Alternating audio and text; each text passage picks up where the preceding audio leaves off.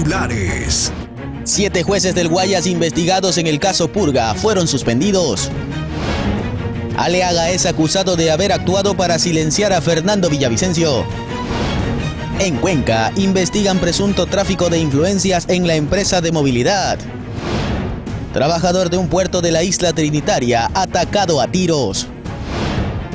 Detienen a sujeto implicado en asalto a blindado de la Garzota. En Colombia, ejecutaron una megaoperación contra el contrabando. Y en los deportes, Delfín Sporting Club anunció su último refuerzo para la temporada 2024.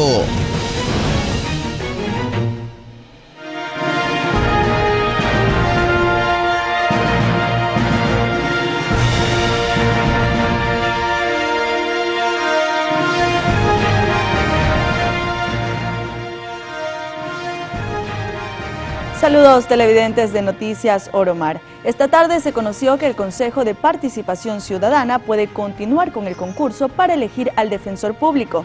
Y en temas de narcotráfico, una persona fue detenida con 207 kilos de marihuana en Portoviejo, Manabí. Buenas noches, aquí iniciamos.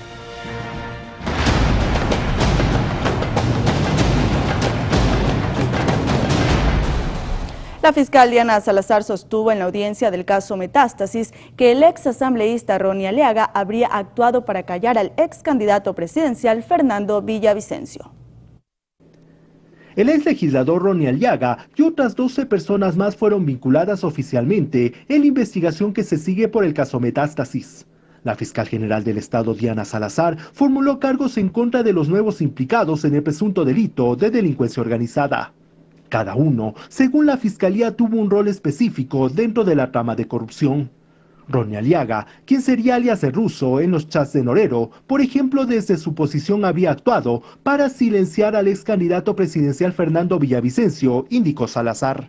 La fiscal detalló que la participación de Aliaga estaba dirigida a callar a la persona que representaba la principal fuente de revelación de sus actividades delictivas. El ex candidato presidencial y ex asambleísta Fernando Villavicencio, quien públicamente denunció los hilos de la mafia manejados por Javier Jordán y Leandro Norero. En conclusión, Ronnie Aliaga, como colaborador de este grupo de delincuencia organizada, se aseguraba de callar a las voces capaces de entorpecer esa operatividad criminal, así de comunicar los trabajos desarrollados en el marco de la fiscalización, en el marco del control político, a fin de guiar las decisiones que se tomen en su gestión delictiva.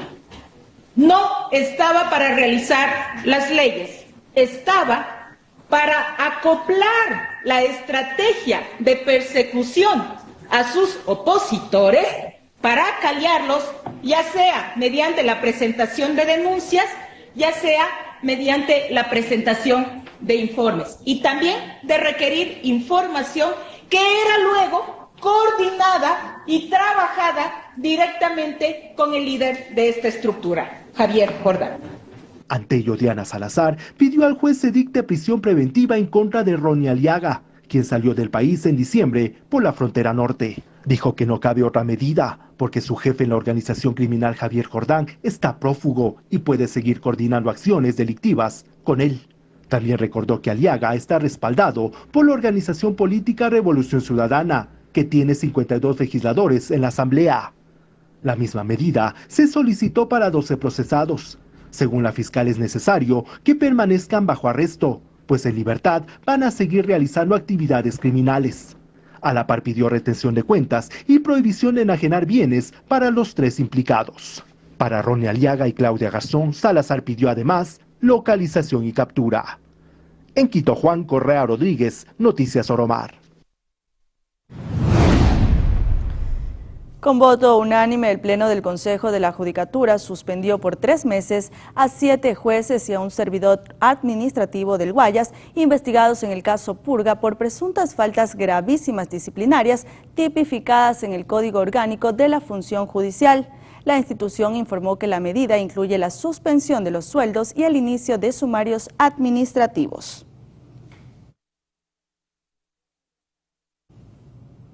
Este viernes arrancó la audiencia de vinculación de 13 nuevas personas al caso Metástasis.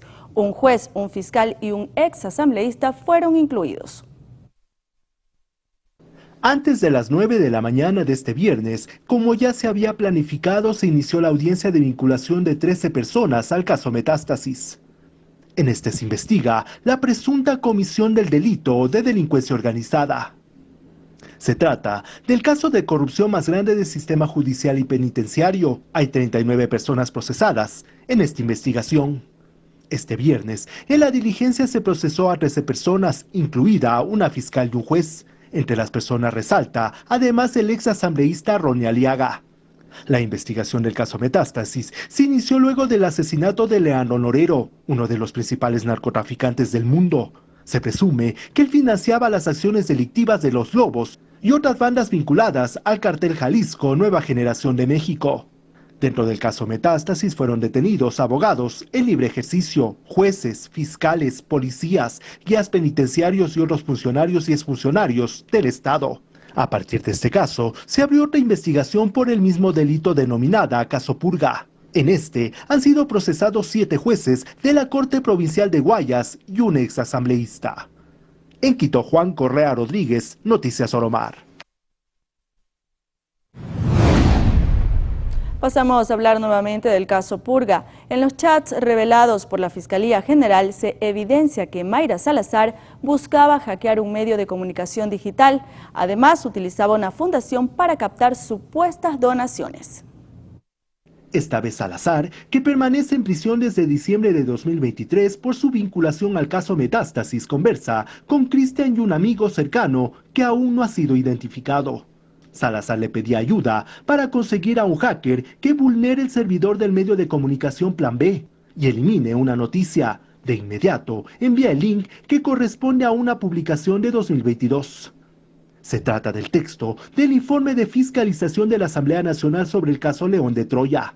El objetivo era que cuando digiten el nombre del amigo no salga nada. En varios chats se ha mencionado a él, pero este no ha sido identificado. Además, Salazar mantiene otra conversación utilizando la Fundación Renova que ella preside y que ya fue mencionado en los chats del caso Metástasis.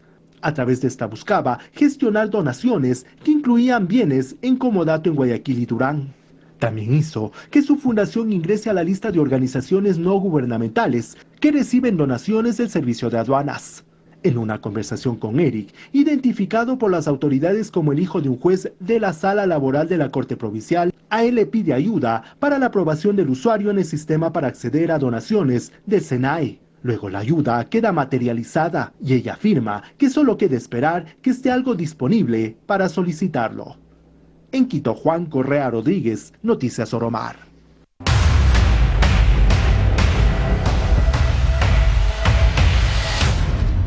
Atención, porque este viernes el presidente de la República, Daniel Noboa, firmó el decreto ejecutivo 198 para el incremento del 12 al 15% del impuesto al valor agregado IVA en todo el territorio nacional.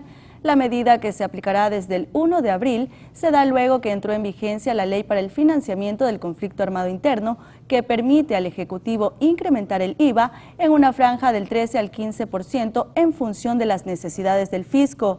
En un comunicado, la Secretaría de Comunicación de la Presidencia justificó que la decisión de subir al 15% el IVA se basó en la recomendación y el dictamen favorable del Ministerio de Economía.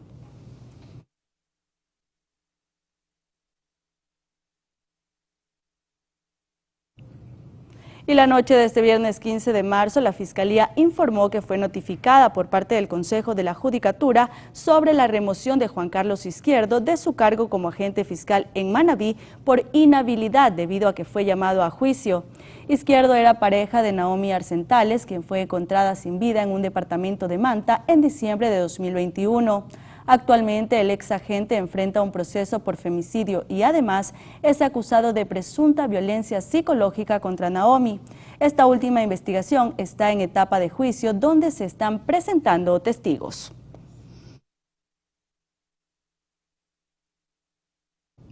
En otro tema, Leonidas Issa, presidente de la CONAIE, acusó al gobierno de crear espacios paralelos a esa organización con el fin de dividir al movimiento indígena. Escuchemos. Los gobiernos de turno han intentado dividir. Ahora mismo vamos a inaugurar el centro de memoria de la CONAIE y encontramos en 1985, crearon un espacio organizativo al servicio de León Febres Cordero, de igual con indígenas, con campesinos, pero jamás han podido derrotar a la fuerza de las organizaciones que estamos aglutinados en la CONAIE. Así que esto no es nuevo, no nos sorprende, vamos a seguir luchando por la vida, por el agua, por los territorios y por los derechos de todos y todas. Y ahora les contamos que continúan los inconvenientes al interior del Consejo de Participación Ciudadana para designar a los vocales del Consejo Nacional Electoral.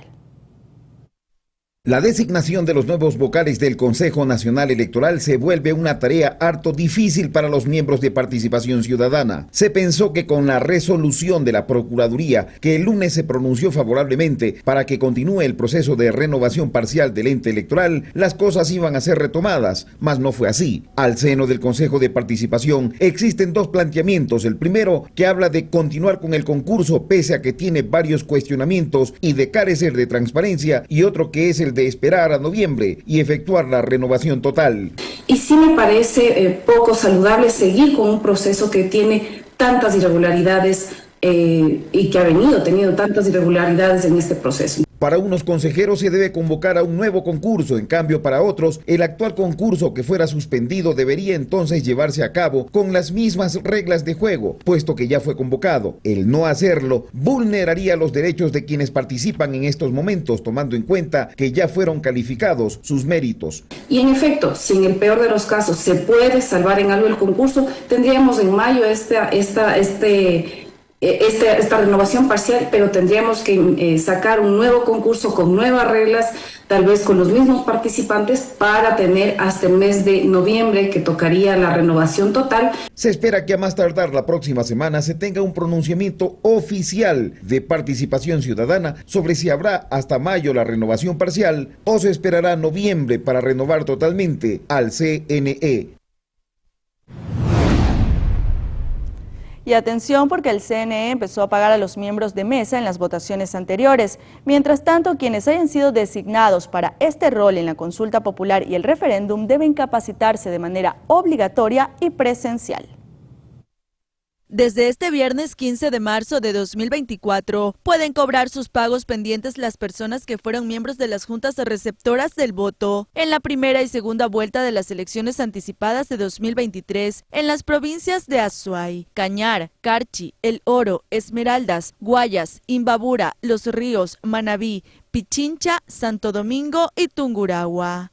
Según informó el CNE, las personas deberán acercarse a las agencias del Banco del Pacífico con su cédula de ciudadanía para realizar el cobro. Asimismo, el ente electoral dio a conocer que los miembros de las juntas receptoras del voto de las 12 provincias restantes ya recibieron el pago. Mientras tanto, quienes hayan sido designados como miembros de mesa para la consulta popular y el referéndum del 21 de abril de 2024 deben capacitarse de manera obligatoria y presencial en las 24 delegaciones provinciales electorales y en los puntos fijos habilitados en las diferentes jurisdicciones. Recientemente, el CNE reconoció que pese a haber anunciado que quienes fueron miembros de mesa en los 3 últimos procesos no serían seleccionados nuevamente, sí hay casos en que personas deberán cumplir este rol por 4ª ocasión. A decir de las autoridades electorales, esto ha ocurrido en las zonas rurales, donde no hay muchos estudiantes universitarios, funcionarios públicos y empleados privados, por lo que las personas siguen estando dentro del sorteo y por ende vuelven a ser designados. En caso de no asistir a las capacitaciones, la multa establecida es del 10% de un salario básico unificado, es decir, $46. El mismo valor es la sanción para quienes no asistan a votar. Sobre esto último, se recuerda a la ciudadanía que las multas son acumulables. Tania Loor, Noticias Oromar. Por otro lado, el acuerdo comercial entre Ecuador y China entrará en vigencia a partir del 1 de mayo y trae consigo varios beneficios para el país. El acuerdo comercial con China entrará en vigencia el 1 de mayo del presente año. Así lo anunció la ministra de Producción, Sonsoles García, en un evento de la Federación Ecuatoriana de Exportadores el 14 de marzo. Con el Tratado de Libre Comercio entre Ecuador y China, el 99,6% de las exportaciones de Ecuador a China tendrán acceso preferente, con una desgravación arancelaria inmediata o gradual. El país asiático es el segundo mercado más productivo para la nación y es el primero que recibe productos no petroleros. Según datos del Banco Central, en 2023 el valor de las exportaciones alcanzó los 5.673 millones de dólares. Una de las ventajas del acuerdo es que más de 4.600 tipos de productos importados desde el país asiático ingresarán a Ecuador sin pagar aranceles desde el 1 de mayo. Esto se debe a que fueron beneficiados con una desgravación arancelaria inmediata, mientras que el resto de productos tendrán desgravaciones a mediano y largo plazo con el objetivo de proteger a la industria nacional. Con respecto a las exportaciones, se registra que el camarón es el primer producto de exportación a China con 1.576 millones de libras exportadas en 2023, equivalentes a un valor de 3.500 millones de dólares. Es momento de nuestra primera pausa comercial, pero enseguida volvemos para revisar otros temas de interés nacional. Quédese con nosotros.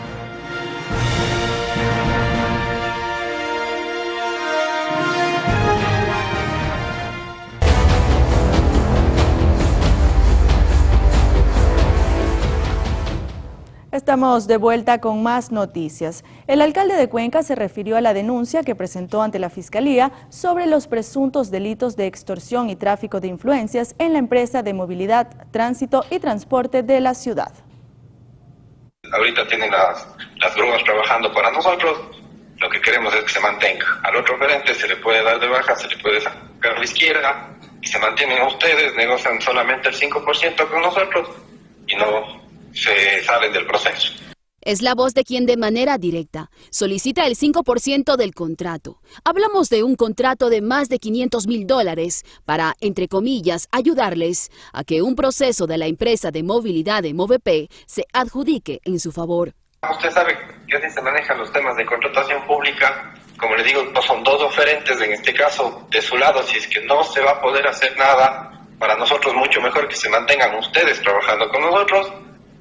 Pero si no se puede hacer nada, tendremos que conversar a ver si de alguna manera llegamos a un acuerdo con el otro señor y el proceso se sale. Un caso en manos de las autoridades. El último jueves, Policía Nacional y Fiscalía allanaron las oficinas de la entidad municipal con fines investigativos por presunta extorsión y tráfico de influencias. Yo espero que ya la Fiscalía, con todo el cruce de información telefónica, de llamadas, las personas que han sido aprehendidas, los deliveries que estaban yendo a retirar los fajos de dinero solicitados y todo, podamos llegar al fondo de las cosas. El alcalde Cristian Zamora presume que se trataría de redes y mafias bien estructuradas, una herencia de administraciones anteriores, señaló. Tienen comunicaciones que son difíciles de rastrear a través de generar los temas de IPs y de coordenadas, porque eso veníamos traqueando ya desde hace algún tiempo atrás. Esto no es que el día de ayer nomás comenzó. El caso deja en manos de la justicia. Antes, conmina a denunciar posibles casos de corrupción en el GAT municipal. Nosotros comenzamos depurando ya los temas de etapa cuando hubo ese cobrador, por ejemplo, que le quitaba los billetes, recordarán ustedes, a un adulto mayor. En la municipalidad de Cuenca ya varios vistos buenos de funcionarios que no han actuado de manera correcta, están fuera de la institución. El tema de la reestructuración en avalúos y catastros, del secreto a voces, que nadie tomaba acción. Ahora sí vino un alcalde que nosotros desde adentro estamos poniendo en consideración de las autoridades, luego de recabar toda la información que podamos y comenzar a depurar la institución. Y el Consejo Municipal de Guayaquil aprobó en primer debate el proyecto de ordenanza de liquidación de las empresas públicas municipales de turismo y vivienda.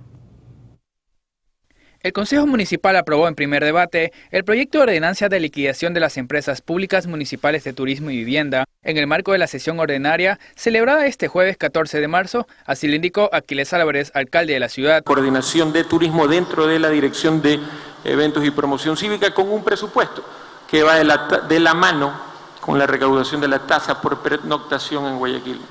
El burgomaestre recalcó que el municipio no dejará de apoyar el turismo en la ciudad, pero que van a tener un presupuesto que va de la mano con la recaudación de la tasa de pernoctación en la ciudad. Tenemos que ser coherentes, tenemos que cuidar los recursos municipales y es parte de la estructuración que ofrecimos. En campaña dijimos, vamos a llegar y no vamos a entrar a romper por romper.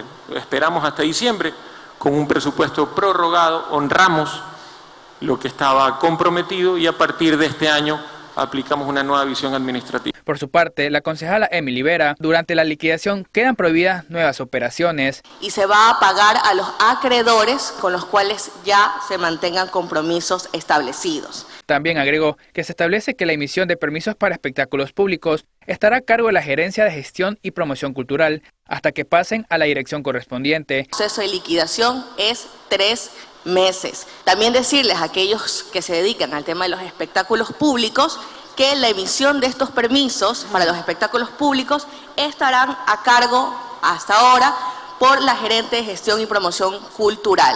Luego de eso se establecerá que podrán pasar a la dirección correspondiente.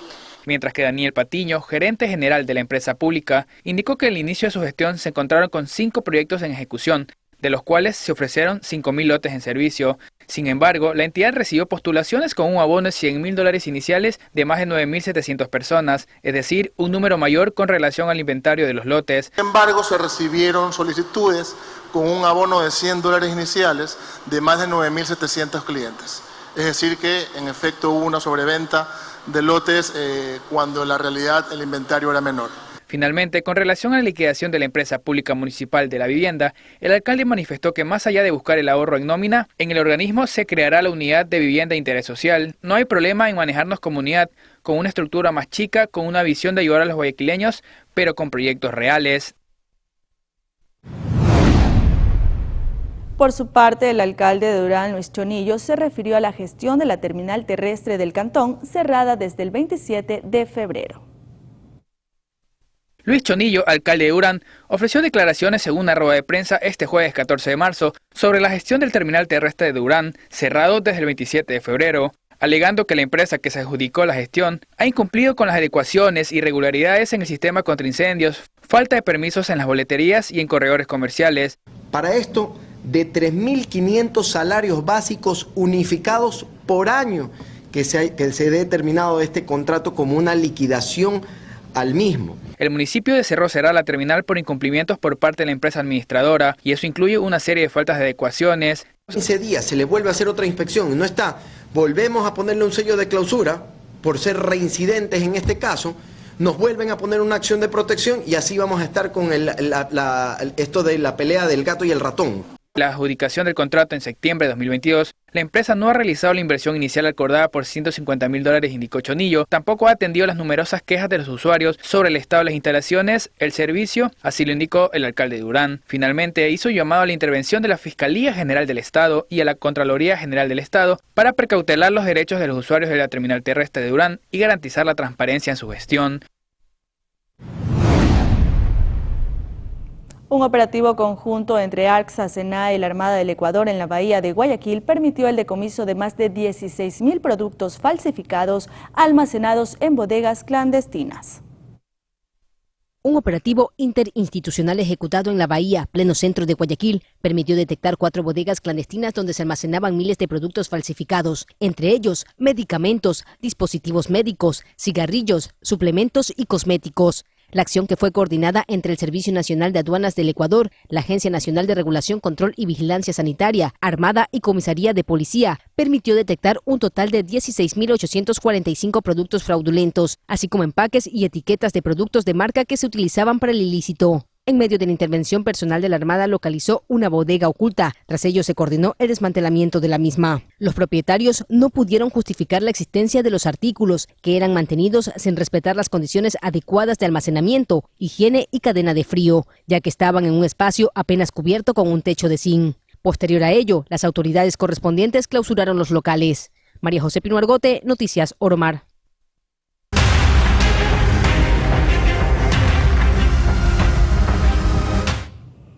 Nuevamente, el cantón Santa Ana, en la provincia de Manabí, sufre inundaciones. Las recientes precipitaciones provocaron el aumento del caudal del Río Grande, también conocido como Río Portoviejo. Las autoridades del cantón informaron que durante la noche de este último jueves 14 de marzo y la madrugada de hoy, el agua inundó las zonas bajas y céntricas de la localidad. Además, se encendieron las alertas de inundaciones en las zonas bajas de Portoviejo.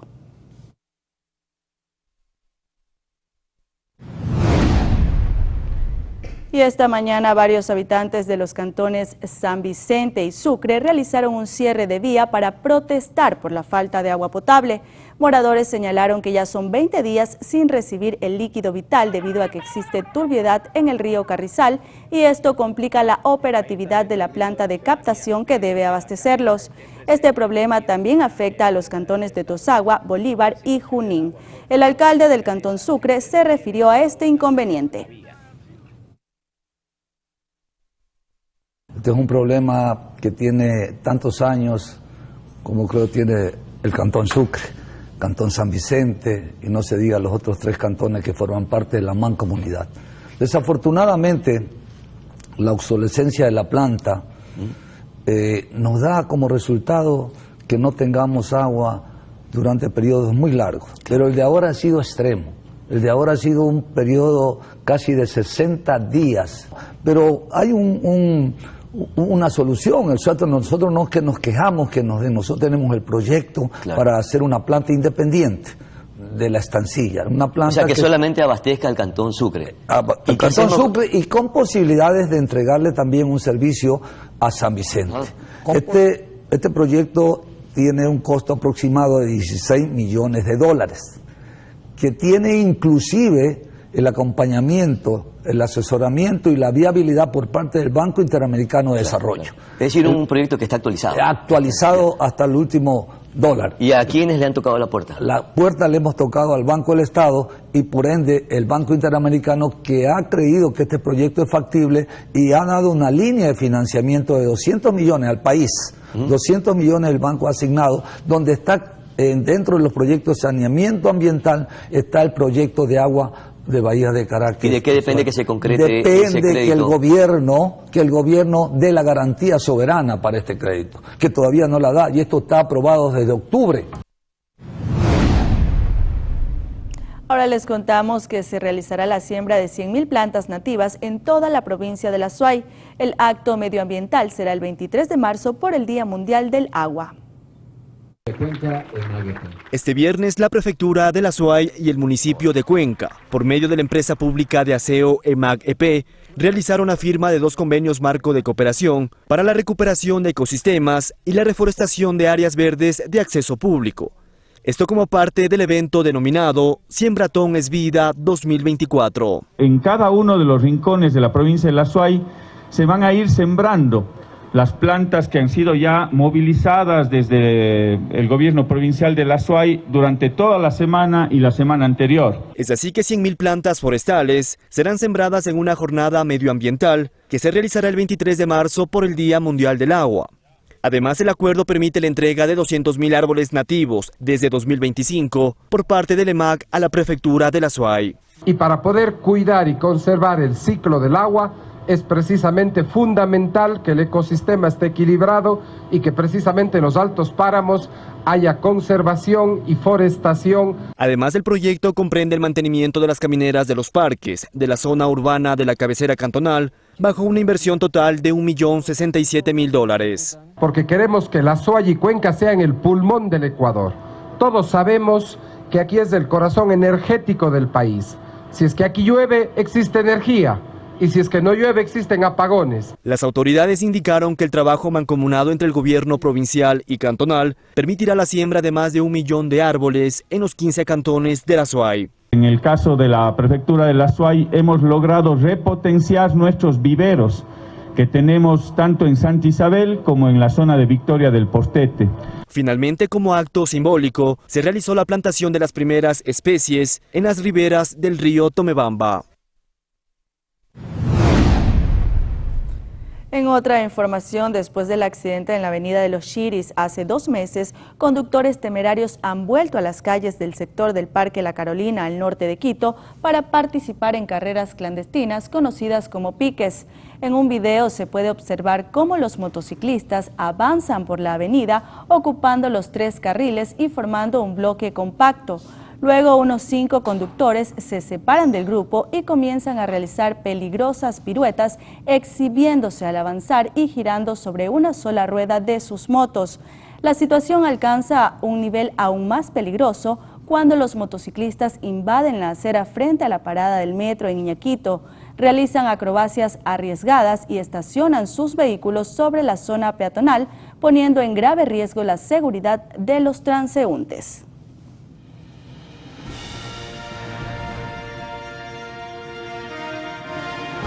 De esta manera nos separamos nuevamente por unos segundos, amigos televidentes, pero quédense en nuestra sintonía porque ya volvemos para revisar algunos sucesos recientes.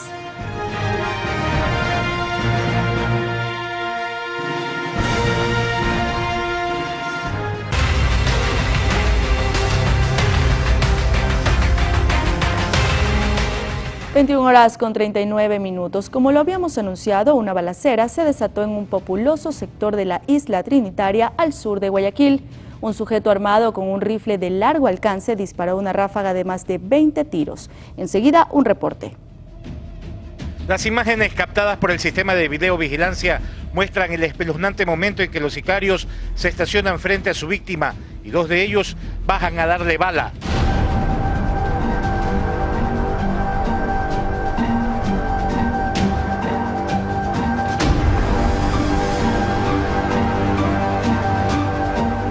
Todo hace presumir que querían asesinar a un trabajador del Trinipuerto, pero en el interior del vehículo se encontraba otra persona que se salvó gracias al blindaje de la camioneta.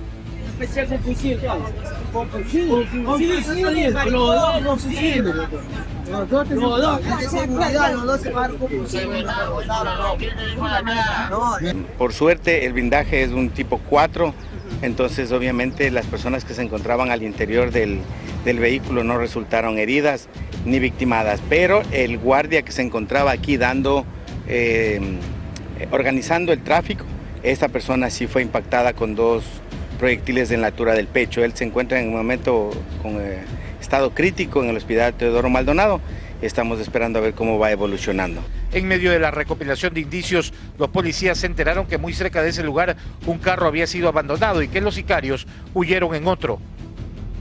Es un Suzuki Cross, aparentemente de color azul, y según lo que indica nos da a conocer que este vehículo no es de la ciudad de aquí de Guayaquil, sino de otro lugar. Aquí en la casa hay 3 disparos, 3 orificios de bala. Nosotros apenas escuchamos los disparos, nos tiramos al suelo en la parte de atrás de la casa. Que no hubiese sido otra la historia. No, en este lado no. Mi esposa recién había tendido la ropa. Estaba tendiendo la ropa y antes estaba al lado allá. Cuando escuchamos los disparos, todos nos tiramos al suelo. Nosotros estábamos acostados ahí y eso fue horrible. A mi hijo casi, si no, por coger la perra, cuando se escuchó ¡pum! Y fueron los casquillos que cayeron. Mira, ahí están los huecos en la pared. Los casquillos están aquí.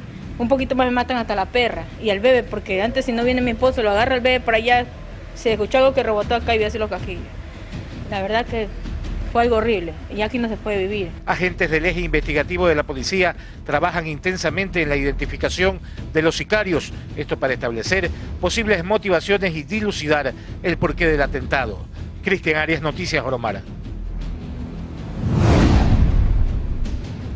Un cuerpo fue encontrado flotando en el mar frente a Machalilla, en Puerto López, Manabí, mientras que en Guayaquil policías fueron recibidos a disparos en la cooperativa Valerio Estacio.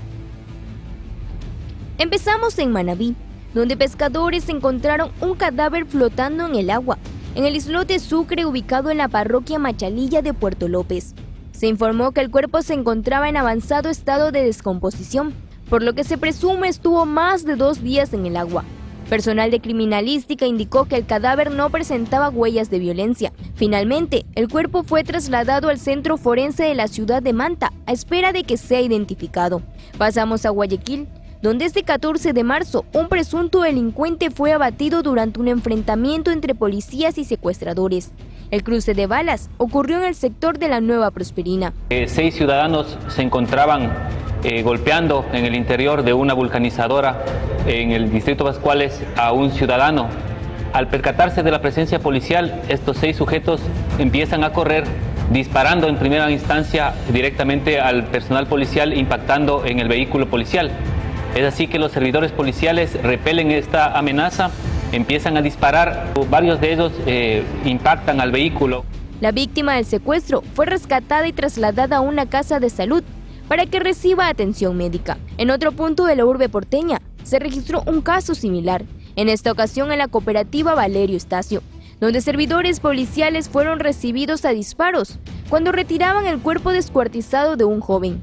Preliminarmente se conoce que el cadáver estaba abandonado en fundas en medio de una calle de este barrio de Guayaquil. Este hecho dejó un uniformado herido, quien fue llevado de urgencia a un hospital de la ciudad. Mirly Macías, Noticias Oromar.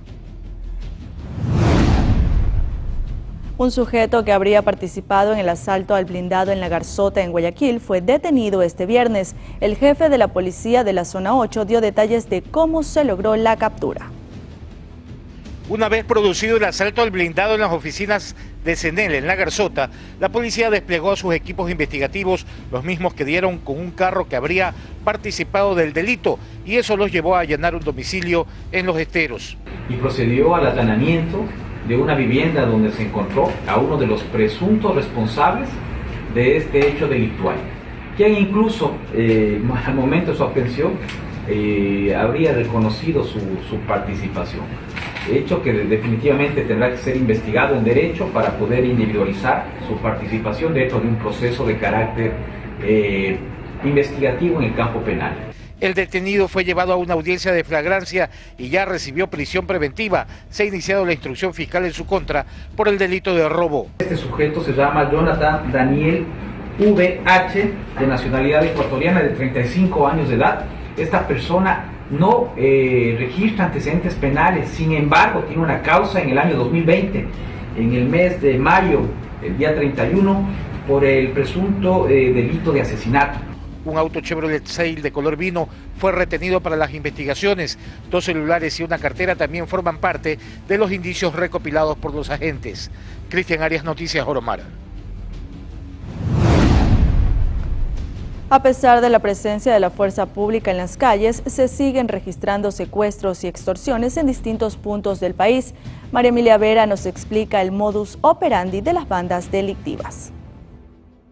Uno de los gremios más afectados por delitos como extorsiones y secuestros es el del transporte de carga pesada, pues a pesar de que las cifras evidencian lo contrario, René Gómez, coordinador de la Confederación de Transporte Pesado, nos cuenta cuál es la realidad. Realmente las cifras son incalculables, tal vez será el 20% de lo que realmente pasa en el país. Hay muchos compañeros los cuales ni siquiera se los han encontrado todavía. Hay otros que perdieron la vida y que pudieron darle cristiana sepultura. Las vías más peligrosas se encuentran en la costa, entre ellas la vía Esmeralda-Santo Domingo-Manabí, Santo Domingo-Guayas y el empalme Salitre. Los transportistas de Sierra Centro ya no están bajando a la costa ecuatoriana, prefieren vender uno de los vehículos y dicen que mientras esto no se arregle con la seguridad, no van a bajar. En lo que va de este 2024, a nivel nacional se han registrado 1.697 extorsiones según la DINASET. Pero ¿por qué los casos no disminuyen de forma considerable si el bloque de seguridad continúa operando en las vías del país?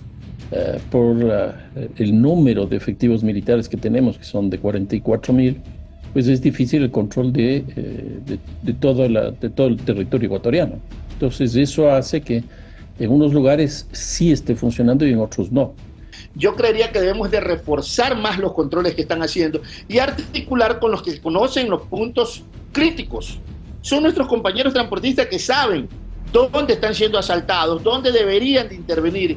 Pero ¿de qué manera operan estas bandas? El modus operandi al secuestro del vehículo con el chofer es pedir de 5 a 10 mil dólares por el vehículo y de 5 a 10 mil por el chofer. Que para una persona, un chofer, por ejemplo, un conductor, termina siendo muy alto, porque es mucho más del salario de lo que ellos tienen. Entonces, estos secuestros de oportunidad se producen justamente en los lugares donde no hay buenas condiciones de seguridad. Desde la Confederación se cree que se debería trabajar de forma articulada con instituciones públicas. Es necesario trabajar para articular y presentar un proyecto de un transporte seguro, cámaras de seguridad, que permitan identificar a los delincuentes, que permitan tener una conexión directa con el ECU 911 para que esta reacción sea inmediata con la Policía Nacional. Sin embargo, el experto en seguridad cuestiona el trabajo de dicha institución. El 911 ya no tiene respuesta temprana porque la tecnología con la que está trabajando quedó obsoleta desde hace 10 años. Entonces, yo creo que sí sería muy bueno que se fortalezca el 911. A nivel de provincias, Guayas es la más afectada con 650 casos reportados, seguida de Esmeraldas con 189 y luego Pichincha con 166 denuncias. María Emilia Vera, Noticias Oromar. En la provincia de Zamora Chinchipe, 10 sujetos implicados en la actividad ilícita de recursos mineros fueron aprehendidos en una operación ejecutada por la policía y la Agencia de Regulación y Control de Energía. Entre los indicios vinculantes constan 2 vehículos retenidos, 5 terminales móviles, una excavadora inhabilitada, entre otros.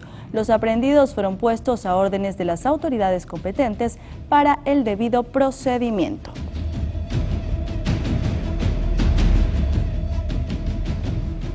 La Fiscalía anunció este 15 de marzo que se formuló cargos contra el padre y la prima de la niña Dana Ramos, quien fue encontrada sin vida en el fondo de una cisterna el pasado 16 de febrero en Riobamba.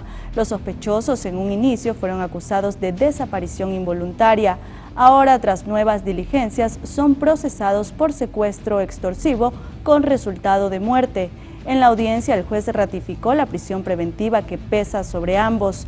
Además, durante la fase de investigación, la fiscal de Derechos Humanos y el personal de Criminalística y Ciencias Forenses hallaron nuevos indicios en el lugar donde se encontró el cadáver de la menor. Según información preliminar, el padre de Dana, un sargento de policía, tenía la urgencia de cancelar una deuda y por eso habría tramado el secuestro de su propia hija.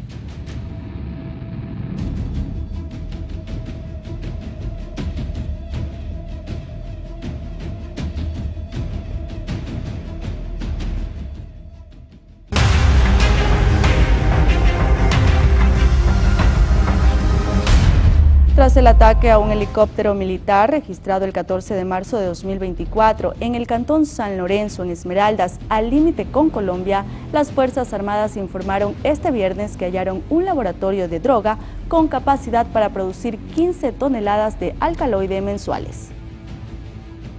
Realizando un patrullaje de rutina, se localizó un laboratorio de procesamiento de sustancias sujetas a fiscalización.